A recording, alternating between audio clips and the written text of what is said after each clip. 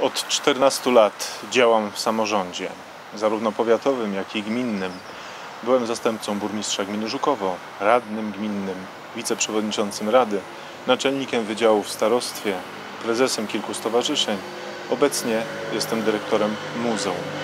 Wiem, jak zarządzać zespołem ludzkim, wiem, jak zarządzać gminą. Dlatego bardzo istotne jest dla mnie to, żeby mieszkańcy gminy, petenci tego urzędu byli należycie obsłużeni. Jestem absolwentem podyplomowych studiów zarządzania oświatą.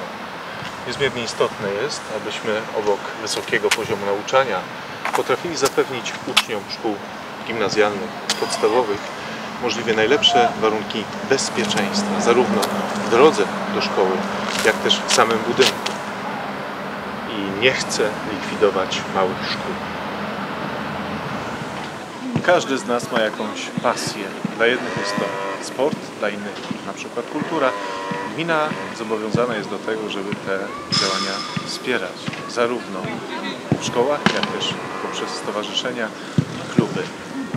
Nie wyobrażam sobie takiej sytuacji, żeby nie znalazły się pieniądze w gminie na sfinansowanie wyjazdu reprezentacji gminy, na przykład w tenisie stołowym, czy zabrakłoby środków na transport dla dzieci, które tańczą, śpiewają i grają w zespole folklorystycznym.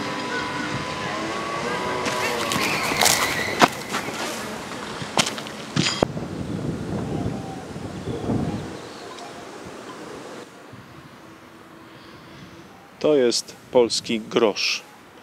Dopóki jest jeszcze polski, powinniśmy szczególnie o niego dbać.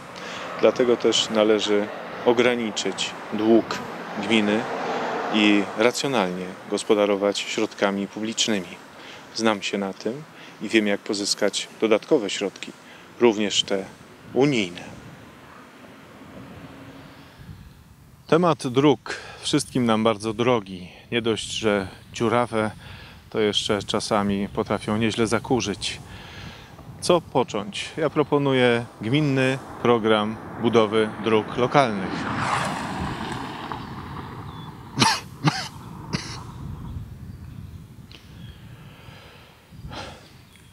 Państwo zakładacie komitet budowy danej ulicy, wykładacie część środków na zakup płyt jąb, gmina dokłada drugą część i układa je. W ten sposób co roku kilkadziesiąt metrów danej drogi utwardza się. Co Państwo na to? Myślę, że warto to rozważyć. Kandydat numer 1 na wójta gminy Szemud. Tomasz Fopke.